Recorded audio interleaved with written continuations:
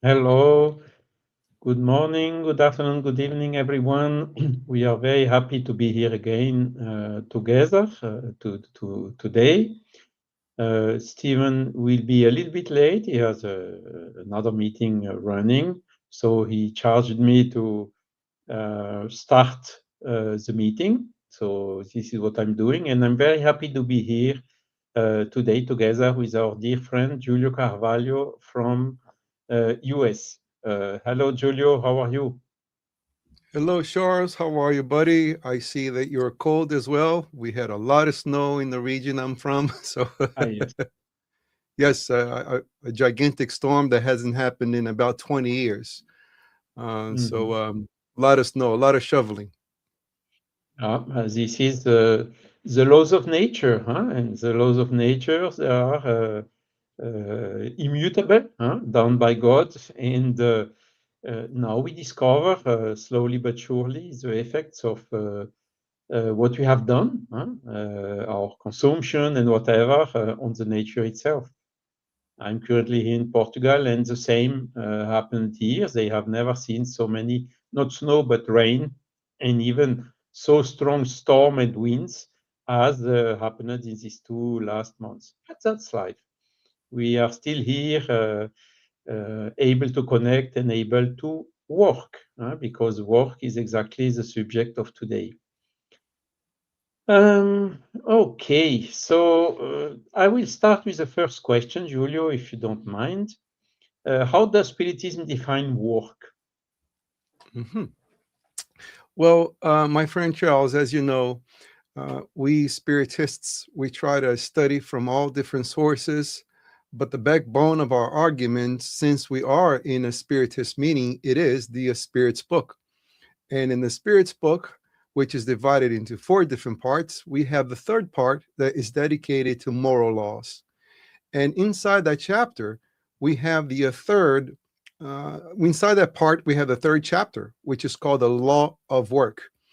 And the codifier of the Spiritist philosophy, he had the presence of mind to ask the highly evolved spirits their definition of work. It's so interesting how Allan Kardec had this presence of mind to ask questions that to us seems obvious, but in reality, when you stop to ponder about these questions and each word that he used, they're very profound indeed. And what is the definition of work according to the highly evolved spirits? We have the definition of work according to physics, which is force times distance. But what would be the Ex- definition of work according to highly evolved spirits? And they say that in any activity that we're engaged in, which helps us develop our morality, our intellectuality, that is work. And this is an interesting definition because when we think of the word work, we associate only with physical activities, shoveling snow, for example. Yeah, That's a lot of work, carrying wood and driving. But in reality, someone who's writing a book, that is intellectual work. Someone who dedicates themselves to research, even though they're sitting down just thinking about their hypothesis, that is work because they are engaged in a productive activity. exactly. So it's not only physical but also intellectual, huh? And even doing good, huh? Helping someone who is in despair or who is grieving or whatsoever is also one form of work, isn't it? Yes, And most definitely. Because the physical work that we do guarantees food in our stomach, shelter over our heads. But the kind of work you're referring to, my friend Charles, spiritual work, doing charity, helping others, that source of work nourishes our soul because it keeps us in peace. It helps us to atone for our mistakes from the past by helping today. We are annulling what we have done in our past reincarnations. And that is the kind of work that we want to dedicate ourselves to because that source of income never disappears. That is the source of income that we can take with us, which is the peace of mind for helping other people. Exactly. So it's indeed everything aligned with this spiritualist paradigm, isn't it? And we can also ask, why do the spirits reincarnate? Why did we reincarnate? Huh? We reincarnate here in a material world with a material body, and this obliges us to work as per the well-known laws here on Earth. We need to work in order to get some income, in order to provide for food, in order to have a roof, protection, to have also some leisure and things like that. All this requires work. And when the spirit incarnates, it is somehow obliged to do this work through the status of living in a material world with a material physical body. When we go back then, or before we came back to incarnate, or when we go back to the spiritual world, it is indeed this other form of work, non-physical work, which is intellectual work, help, emotional work, intellectual work, researches, and things like that, which are the occupation of the spirits in the spiritual world, or when we are discarnated. So it's not. It does not mean that the work is necessary when we are incarnated. That the spirits on the spiritual side do not work, isn't it? So, because again, we repeated it always, the main purpose, the main goal, the main reason why we are incarnated is the progress of our soul. And it's exactly what you said. Work is all what contributes to this progress, whether it is physical or intellectual or emotional or spiritual or whatever. It's Okay. indeed, I'm sorry, go ahead. No, go on, go on. It's very interesting, your input, Charles. And whenever I am engaged in this sort of activity, which we're throwing this material out there, I always think of the non-spiritist audience, because I like to address people who never heard this information before. And I try to imagine how surprised they feel when they hear what you're saying about all this sort of activity in between planes, in the afterlife, between reincarnations. And I think the surprise comes from the fact that we have this historical notion that once you die, you rest. This is why we write in our tomes, rest in peace. And if only people knew that there is no rest whatsoever, there is a lot of activity. So anyone who's listening to this, if you want to know more about how active we are in the spiritual plane, there is a book entitled Workers of Life Eternal.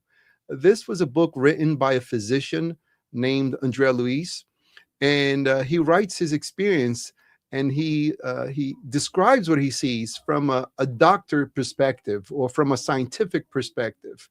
And this work, and in this book, it describes all different kinds of activity people are engaged in the spiritual plane. Not only that, but the amount of work that is required for us to prepare ourselves for a new reincarnation.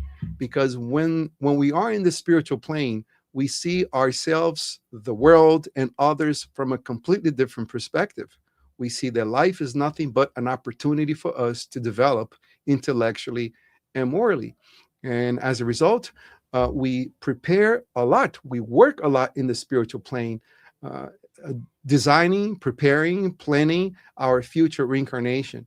And the choices that we make, it's always engaged in a lot of activity for us to develop ourselves morally. So yes, work is everywhere in the physical plane and the spiritual plane. So that's a good point you just mentioned, Julio, is when we reincarnate, the question is, do we participate to the selection, to the choice of the work and of the missions we in this life? Or is it just coming like this by chance or whatever? So the Spiritist body of knowledge teaches us, no, we participate to this selection, and we know what we need to develop for our soul, our spirit to progress. We know where it is maybe still a little bit weak, where it has more to learn in order to progress efficiently. And this is then driving the choices we make before incarnating. And with regards to this, the question then is, Giulio, can any job be part of a spiritual mission? Well, if our job is directed in somehow bettering the lives of other people, yes, it is definitely a spiritual mission. From the Spirit's book, Charles, we have question 540. Can we consider parenthood a mission, which requires so much work? And yes, it is work and it is a mission because we are preparing a future men and women to be our civilization of tomorrow. And the highly evolved spirits in that same answer, they come to actually warn us. There, unfortunately, a lot of parents, they dedicate more their time to take care of their gardens than to take care of their children, not knowing that they are not fulfilling their mission to prepare their children for the world, for life. They educate their children as if their children will remain with them forever, and nothing further from the truth. These are independent spirits with their own goals, with their own missions, and we must help them to fulfill that mission. And that requires them to do a lot of work. And that usually begins early on, Charles, in childhood. Because when we do everything for our children, and this is the misconception of loving someone, that you do everything for them, Yeah. You teach them the value of laziness, of idleness. And the result of that, you create very weak men and women for the future. There is a saying from that goes like this: tough times create tough men. Tough men create easy times, and easy times create weak men, and weak men creates difficult times, and then the circle continues. So it requires work to create tough men and women for life. And if we are a parent and we are lazy in our responsibility, we will create weak men and weak women, and that would actually have negative consequences in our future because they will be forever dependent on our help. Very well. Yeah. This is indeed, I would say, we select when we select a work as a mission,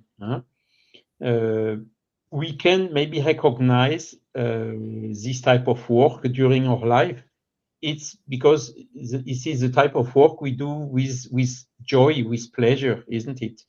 Whilst sometimes we have to work to repair or to expiation of something, and that is then a little bit more painful to do. So we can quite easily see the difference between both. And the question here is also we can ask, okay, we have this work like education and so on in the family in order to learn, to develop our intelligence and so on. But we work also for there are, if we don't take care, we can fall into some other traps. And I use a word which is used for this is workaholic. So the question here is, what is really the limits? What is the difference between a career ambition and a spiritual vocation? How can we make the difference between both? That is very difficult to analyze because it depends who are we talking with and the kind of mission that they have. In the same chapter that we already mentioned, the law of work in the third part of the Spirit's book, we also see that there is a law of rest. And when we rest, that activity should be the means by which we regain our strength in order to continue to work. And I just want to open a parenthesis here, Charles, is that unfortunately, it's in moments there our body's supposed to be recuperating and re-energizing. People do all sorts of things that is against the well-being of the body. I'm not criticizing, it's just an observation. Sometimes I go on vacations and then, I see these people just consuming all this stuff in the name of fun. And what they're doing to their bodies is just bombarding their bodies with chemicals in which is not helping at all to restore their energy. So here in the US, we have a saying, you need a vacation from your vacation, because during vacation, they did so much that is unproductive to their body that they come really tired from their vacation. So that contradicts the purpose of vacationing, which is to recoup our energy. But going back to your original question in regards, where do we draw the line of work being productive and work, actually being addiction, and the person becomes a workaholic? This is very difficult to analyze because it depends on the person's ambition. Are you working just for the sake of accruing money? That's all you want to do is just get rich and that's it? When we analyze the lives of people who are very successful, these individuals were workaholics, but not necessarily because they were after money. They were after the need to promote ourselves, all of us, through progress, through technology. For example, Henry Ford, he was an workaholic. But this man, his goal was not to make money necessarily. His goal was to make a car that was affordable to everybody. Before Henry Ford, there was no such a thing as the production line. A car had many individuals involved in just creating one car. Now, if you are the seller of that car, you need to pass down the costs of producing that car to everybody who's going to buy that car, to pay for all the workers involved in the production of the car. But Henry Ford had the brilliance of mind to create the assembly line. And with the assembly line, the production of the car completely lowered to the extent the car became very affordable. What most people don't know is that Henry Ford did not revolutionize only the car industry, but all industries, because from that point on, Charles, all industries had a production line, which lowered the costs of production, which lowered the costs of things for us to buy. And with that, he changed the world. And in the process, he became very rich. A more modern example is Elon Musk. If we go back about 20 years ago, everyone will call this man crazy. In sleep, you work 18 hours per day. That's all you do. And you would label him as a workaholic. You label him as being crazy. You label him as being avaricious. All he thinks about is money. But look what he did. He changed the world through his work ethics. And now he's reaping all the benefits of helping us moving forward. And one additional thing I like to talk when we are referring to these people, Charles, is that when they begin producing their products, they begin producing products that are very expensive and only the rich people can buy. For example, back in the 1990s, the first cell phones came out, and it was this gigantic brick that people carry around, So if you don't know about economics, if you don't know how the world works, you look at that guy and you say, look at this show off. He just want to show his social status, that he's very rich. But, thank God for rich people that they can afford to buy these very new things, because by having more money coming into the company, there is more research. And the result is that they do research to make parts cheaper. And now the entire population can have cell phones, not just the millionaires. So we need to appreciate these people who solely dedicate themselves to help humanity progress. And that requires a lot of work. And we might find ourselves labeling them alcoholics, when in reality, they came here to change the world. Nikola Tesla Mm. is another great example of this. But if I continue giving examples, I'll never Yes, finish please. with my answer. I mean, Nikola Tesla, these guys, I know, if anyone knows about physics and electricity, for example, back in back in the last century, in the beginning of the early century, we had two train of thoughts competing with each other about direct current and alternating current. So we had Thomas Edison proposing DC for electricity and Nikola Tesla proposing AC for electricity. Now, both of these men, you would label them as workaholics, and both of these men transformed the world. Thomas Edison is responsible for more than 1,000 patents. Most people just know him about the light bulb, but the movie industry is credited with the work of Thomas Edison. And Nikola Tesla, this man worked really hard because he revolutionized all the machinery back then. And we use, the electricity that we are currently using right now. This meeting is possible due to the work ethics of Nikola Tesla. Because if it wasn't for Tesla, we wouldn't be here right now because we are connected through electricity. Electric magnetic waves are sending the information that all of us are seeing right now. And if we were in the present with those individuals, we will label them, look at this guy, he's just crazy. All he thinks about is work. But we don't know his mission. We don't know the intentions behind that particular individual. And then there are those, Charles, that completely forget their families and friends, and all they do is just work, work, work because they want to accumulate things. And it gets to a point that they don't have things. The things have them because they put all their source of happiness into that thing. And if they lose that thing, that's when they become completely miserable. So in the Spiritist philosophy, we learn that we should not attach ourselves to material things. Reason being, it's because we are all obliged. I'm going to use your word. We are all obliged to detach ourselves from material things once we are forced to leave this biological machine. And the more attached I am to a material object, a source of my wants and needs, the more painful will be the detachment. So where is the equilibrium? Where is the balance? Because we are in the material world and we should have material things.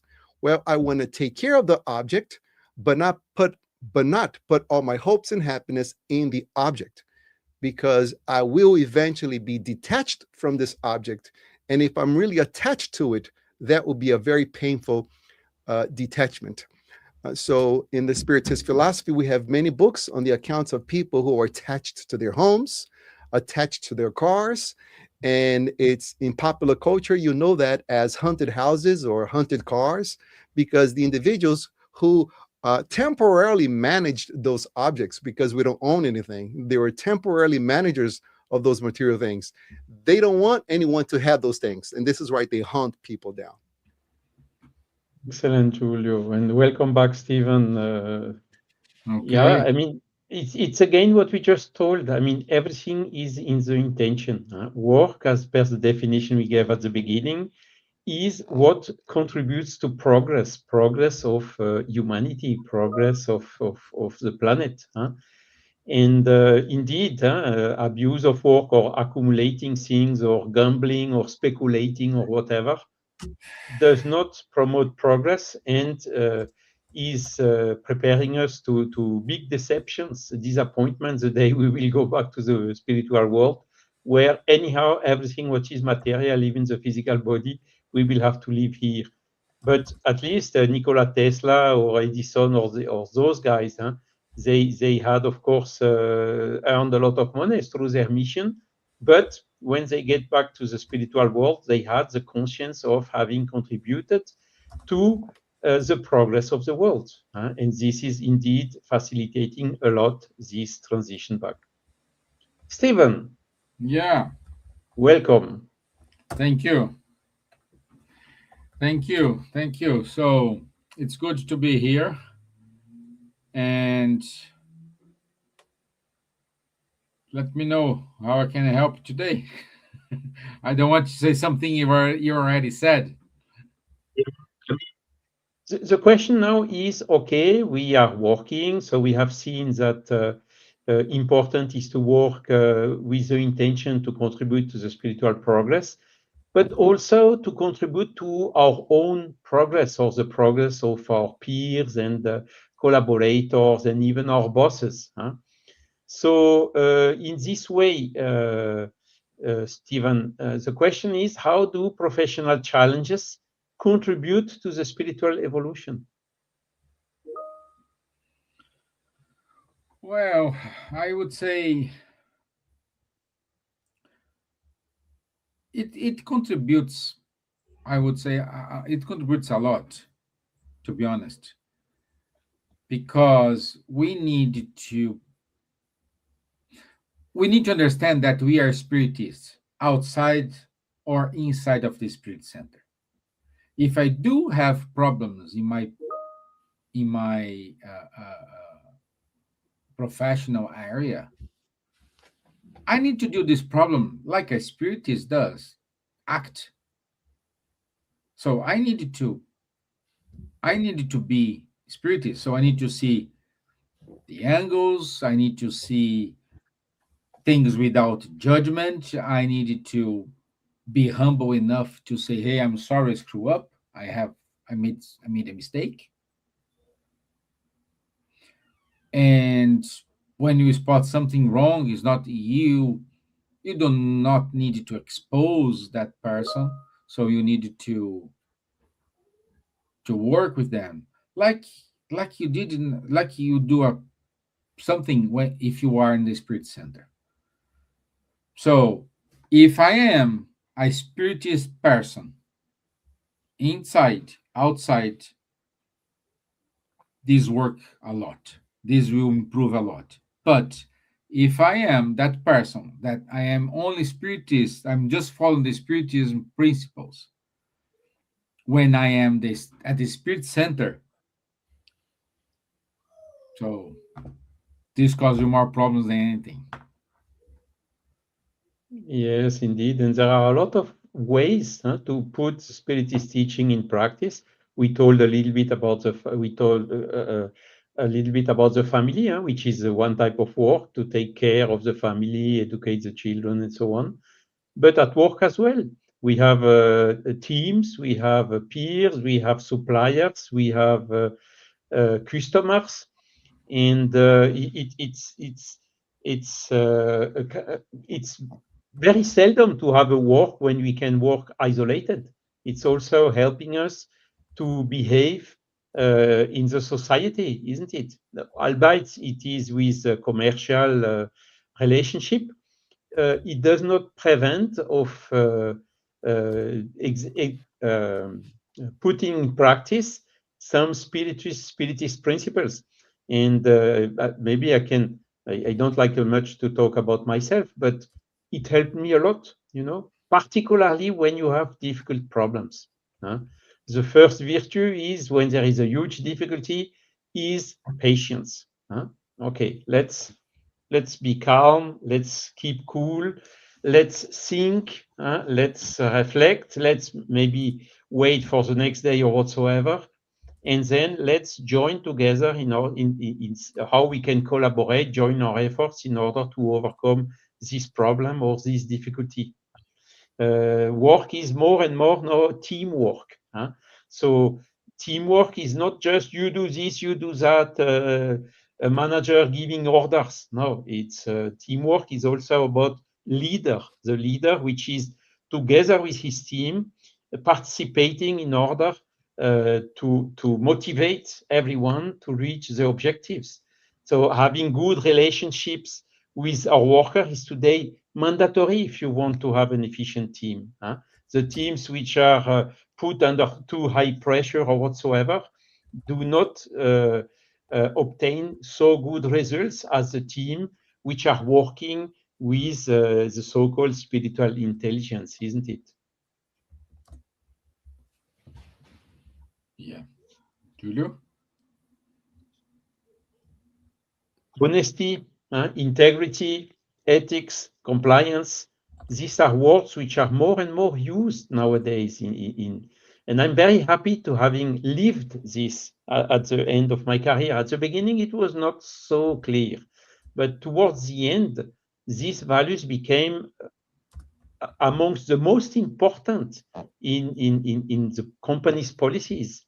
And this was absolutely in line, integrity, honesty are the values where we can find ourselves, the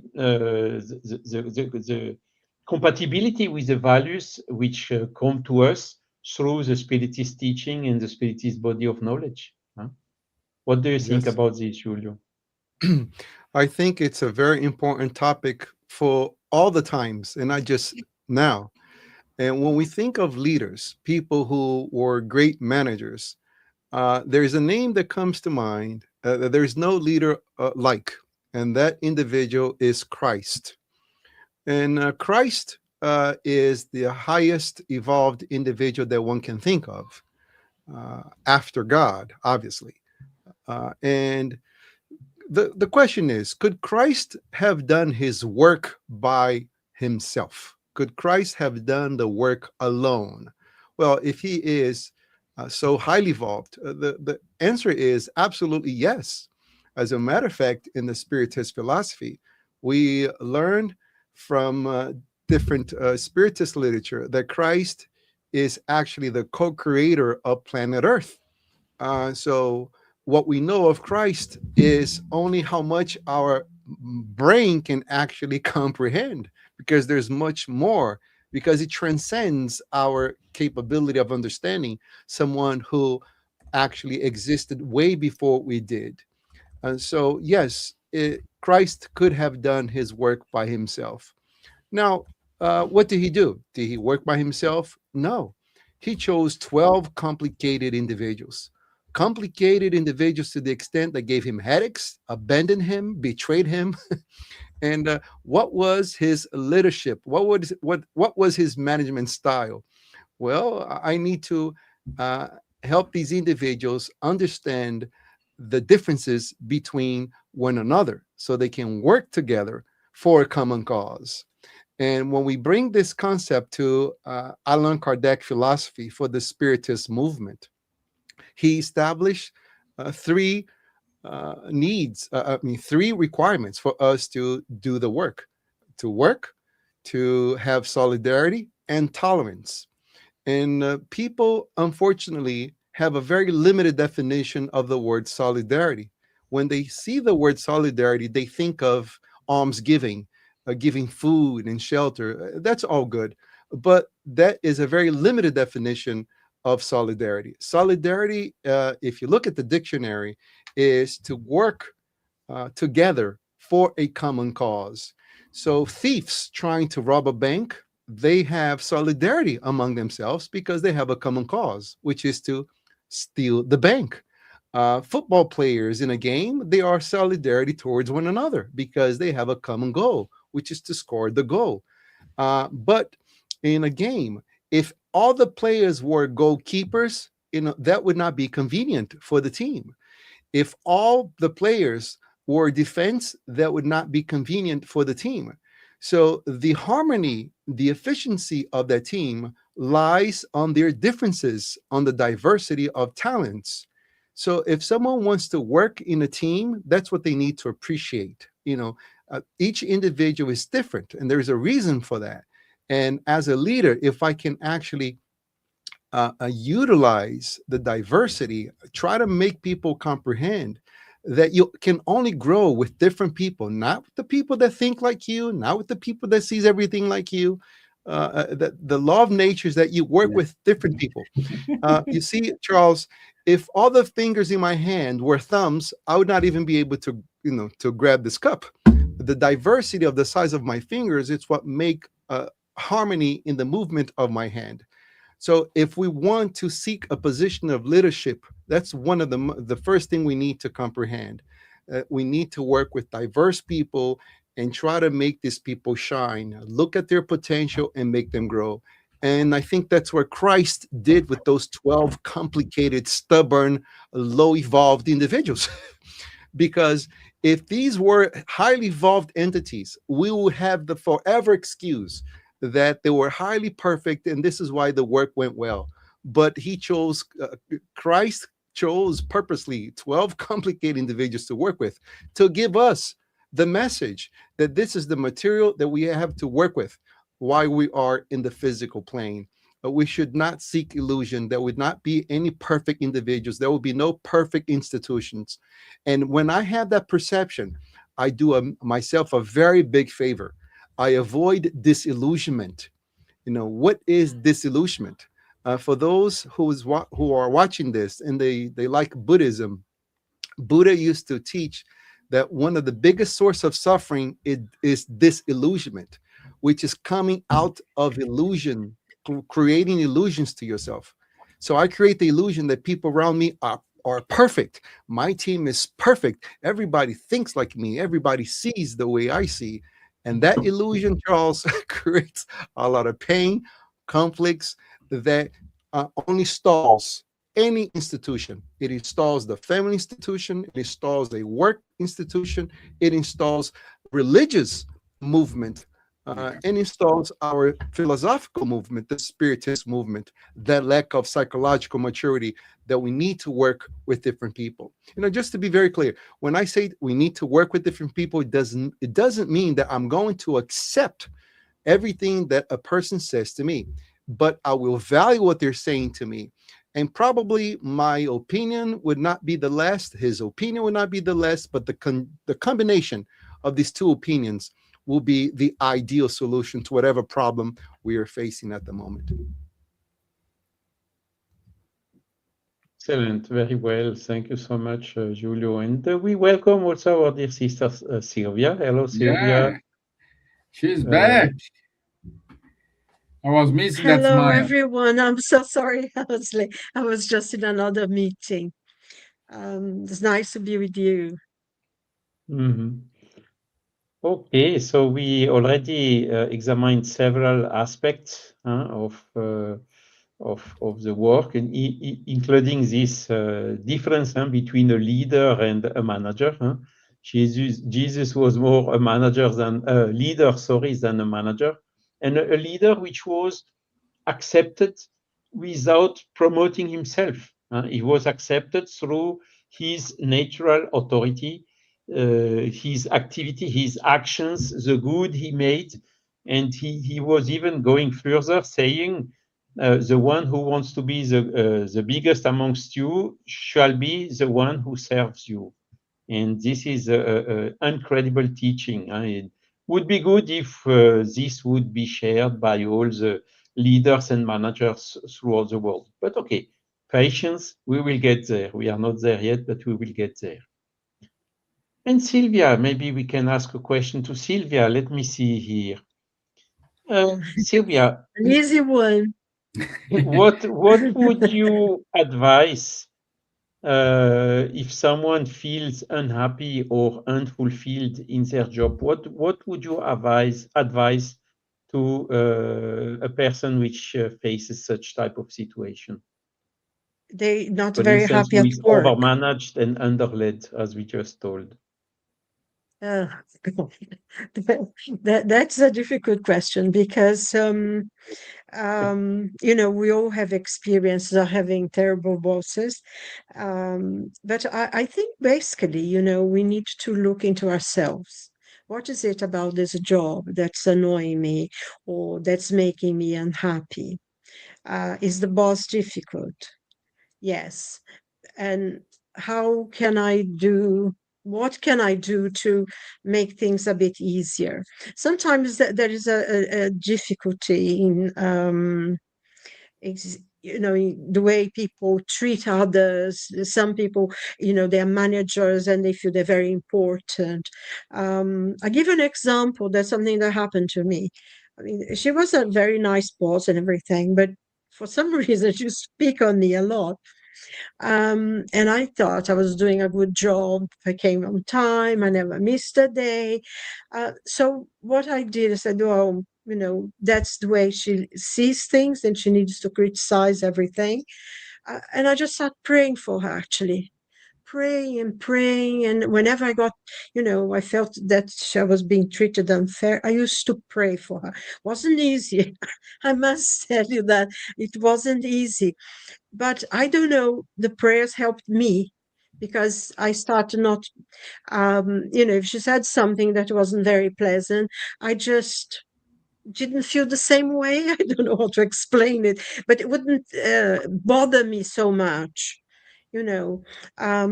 Also, I think eventually, actually, she was transferred somewhere else. And I think probably the prayers helped.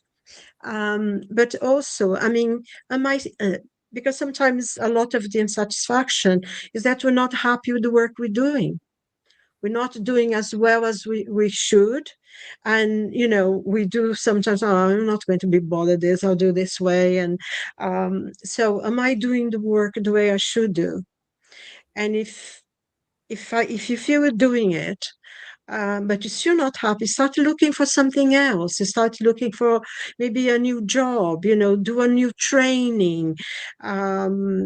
Because sometimes it's just not happy with if you sort of being held back or whatever. And we always have the freedom to look for something else that makes us happy. It's not always easy to things, but I think, try to do some training, do some reading, and try to go into something that really makes you happy.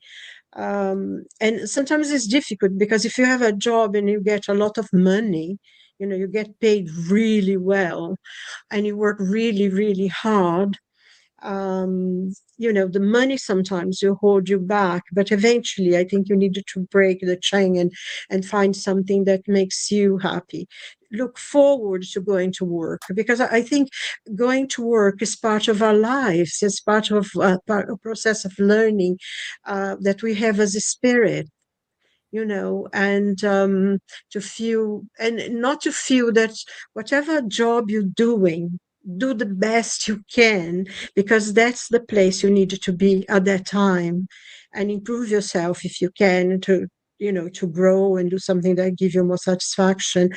Because I think sometimes as well we feel that we are so qualified for the job we're doing, and we feel losing out.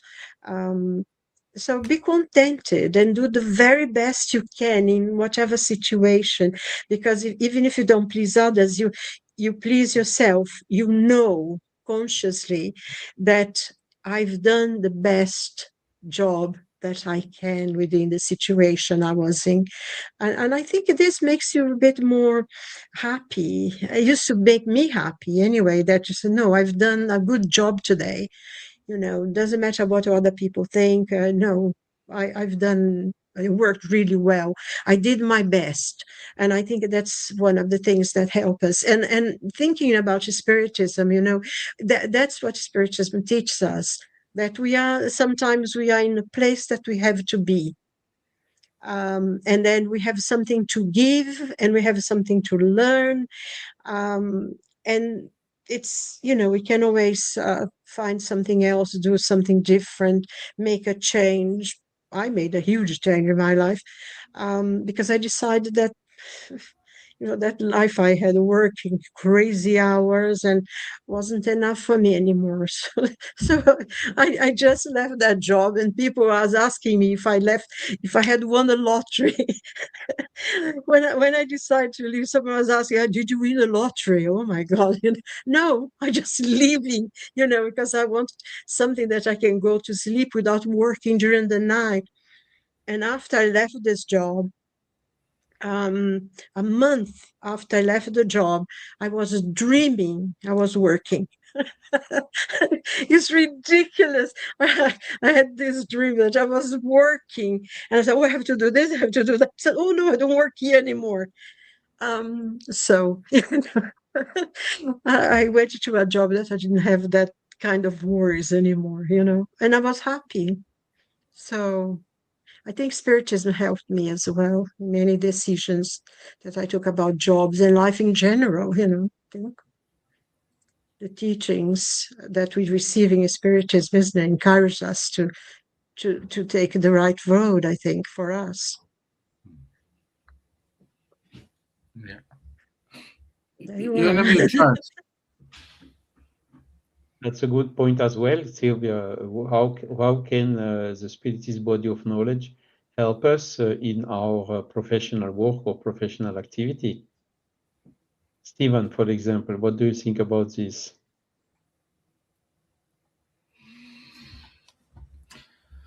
Well, I think we need to be honest first of all with ourselves. We can use a poker face and say, "Oh no, everything's fine," but inside of you, you know what's happening. You know if you are happy, if you are unhappy. Like Silva said, the financial situation may hold you for some time, but not forever or not for many time. If it holds you, you're gonna get sick. Then you're gonna have problems, psychological problems, family problems. You need to be honest with yourself. I think that's a good start. Julio, Yeah. uh, like working with psychology for many years, you should have seen these cases many times. When doing therapy with individuals who are coming to complain about their work, usually what they say, I love my job. I just hate the people who are there. That's a very common saying.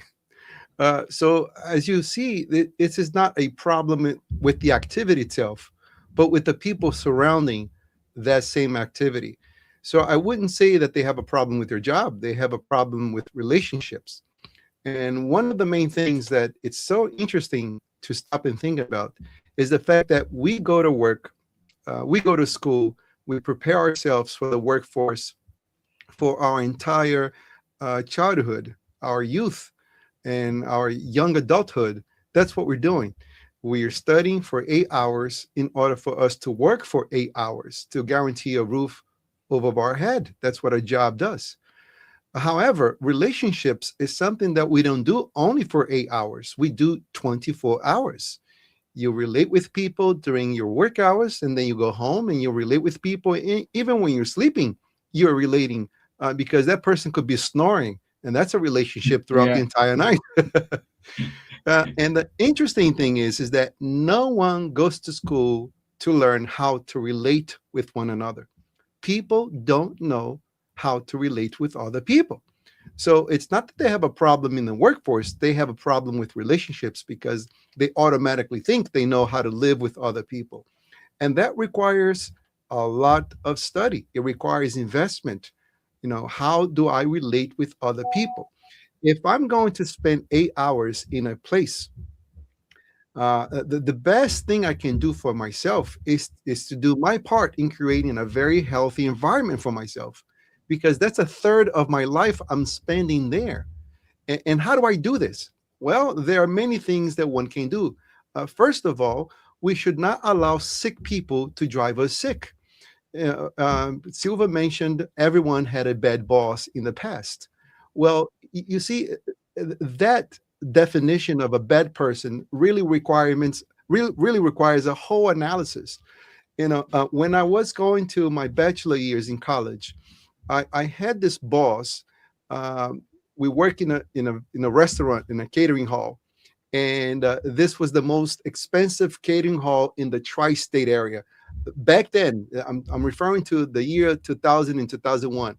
A wedding of 6 hours cost people $80,000, and that was just to rent the hall. I'm not referring to the flowers, the limousines, the bands. Very rich place. And we had a boss that this man, I had coworkers that actually planned to kill this guy. That's how tough he was. But in retrospect, I'm so thankful to this man because he taught me so much discipline. We used to go around and make sure every silver every silverware was at its specific place in the chair, in the table. And this was about attention to detail. And in life, no matter what you do, if you're a programmer, if you are an astrobiologist, you need to pay attention to detail on how to do your work. It's the same principle. So someone who is undisciplined and they work with someone who is disciplined, that would automatically create a conflict of relationship. So this is where I have to utilize humbleness.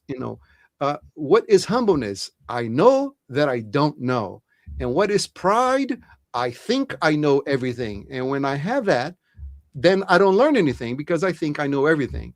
So with humbleness, I'm going to ask myself, who is wrong here? Is it him or me? Am I the lazy person here in this relationship? Because I truly believe that no matter how bad the boss is, if we're fulfilling our job to the best capacity, we automatically gain that person's credibility and the relationship improves. But a lot of people, they come with this mentality, they want to do as minimum as possible. They look at the work requirement and there's 10 lines and they do 9.5 because they won't do a thing to do something extra. And then they spent years in the same position complaining that they are not earning more. And then I always ask them the questions: in what ways have you proved yourself that you can do the next job, that you can do the next level? What you have done? Nothing. And they complain that it's the boss. It's not the boss. It's your work ethics. You need to prove to your boss that you're capable of doing the next job by actually doing it, not waiting for an invitation for you to do it. That's how ambitious is a virtue for us to grow professionally in life. So if someone who's lazy, they're going to have problems everywhere. And obviously, there are those individuals, those bosses with a superiority complex. I'm the captain, you are the soldiers, obey my orders.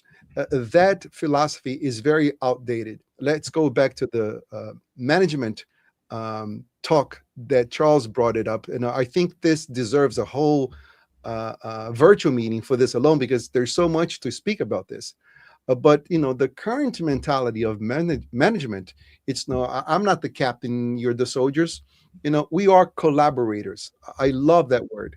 The prefix co means with, labor means work. We're working together for a common cause.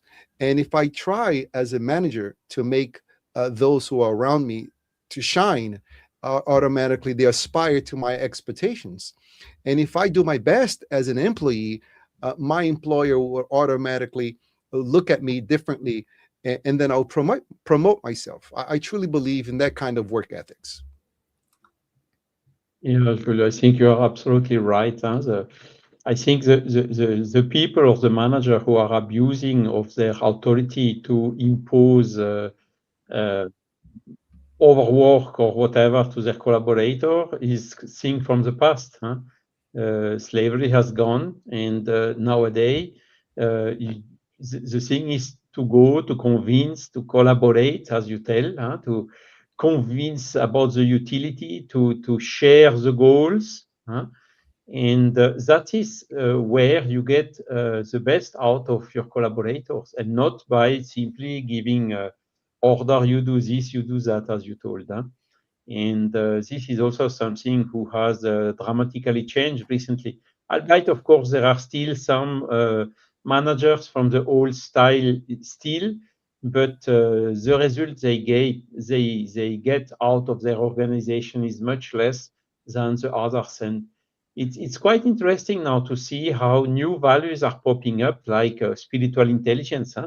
There was the IQ, then came the EQ, intellectual quotient, then the emotional quotient, and now we talk about SQ, spiritual quotient.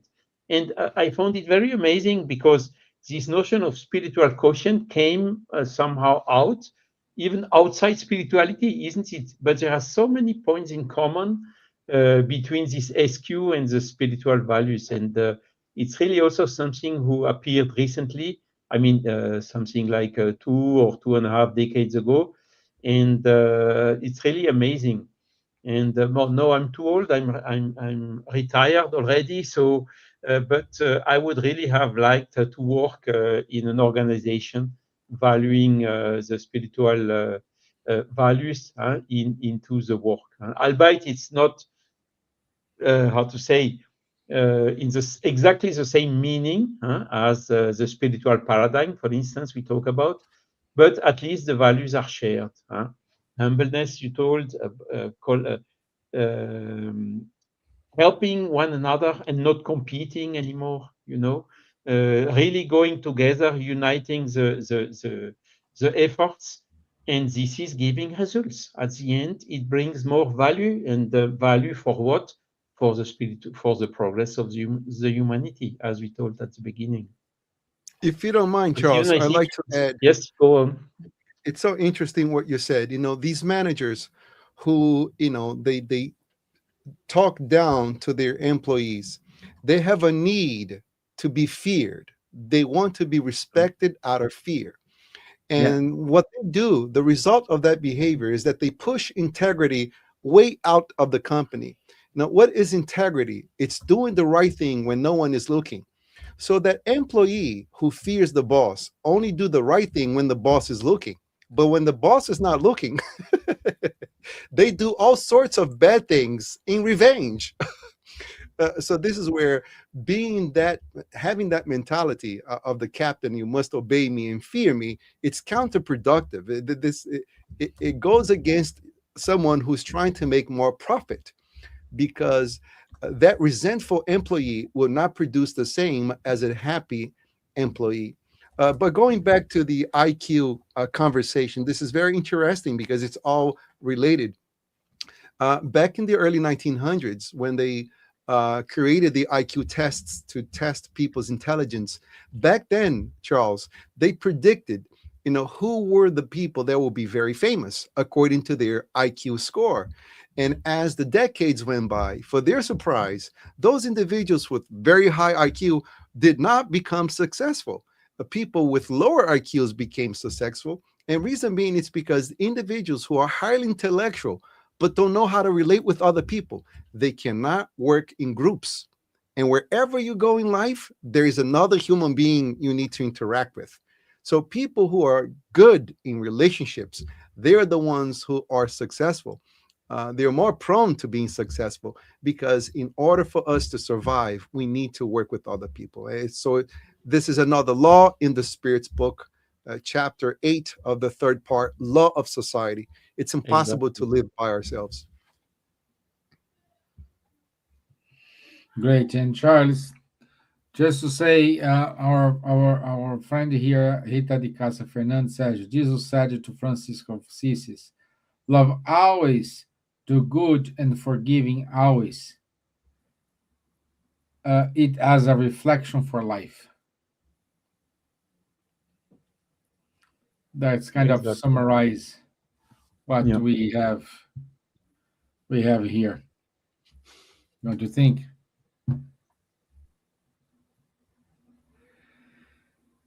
So it's about 10 o'clock is our time. Let me go to the announcement, Charles, if you have finished. So if you have any more questions. Yes, sure. I hand over to you, Stevan. Okay.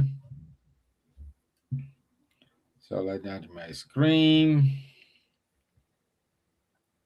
It's indeed a very interesting topic, and I think one live is not enough to cover it fully, but at least I think we covered most of the aspects. Yeah, we can bring more. We can add this live in March as well. So yeah, we can do it. So announcements. No, okay. Here, our friend Francisco Florencio Anton will be in UK from tomorrow up to the 9 of March. And I believe my dear friend Silvia here will translate in some spirit centers. So you have the dates in the Buzz website, you have the dates, the spirit centers. So there is no reason to miss this. Also, on the 28th of March, we will have our friend Breno Malucelli.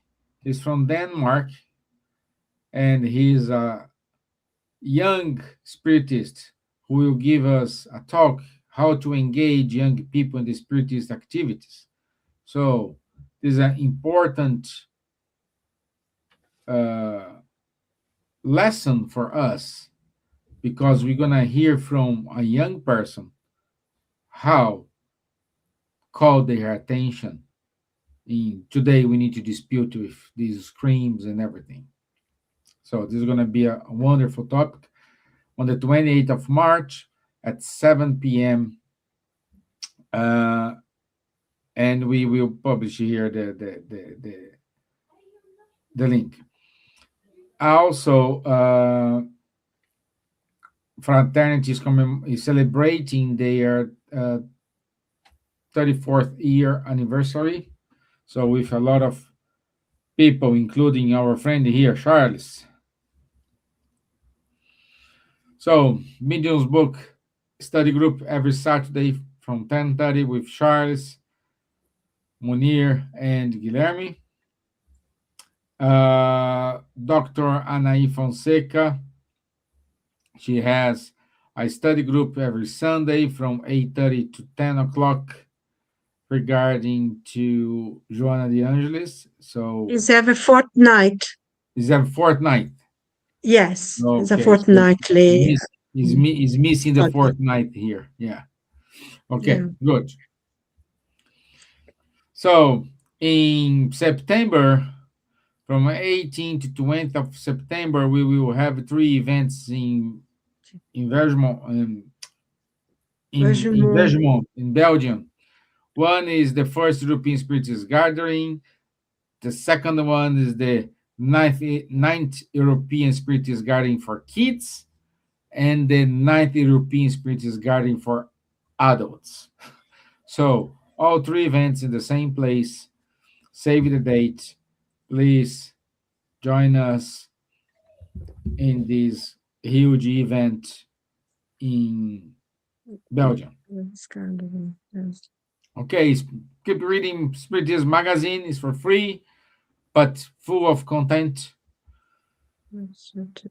This is a partnership between BUS, Irish Spiritist Federation, and Spiritist Francophone. Francophone. I read in French. The Movement Spiritist Francophone. And keep listening Kardec Radio. So thank you, my friends, for your time. Thank you for replacing me, Charles. You're Thank you, welcome. Silvia, to see you. It's wonderful to see your smile Thank you. again. I'm sorry Wonderful. I had to come in late. Yeah. It's not every week that we have this study, but And thank you, Julio. yeah. Nice to see you again. It was Hi, great Julio. to be with you last month. Well, last month, no, beginning of this month. But thank you for your time. Thank you for your inputs. It's always welcome. Thank you.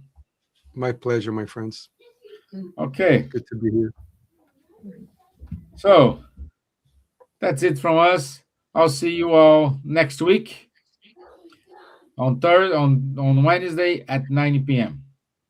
Thank you. Enjoy the rest of your night or the rest of your day or afternoon. Thank you. Bye-bye. Oh, yeah. Bye. Bye.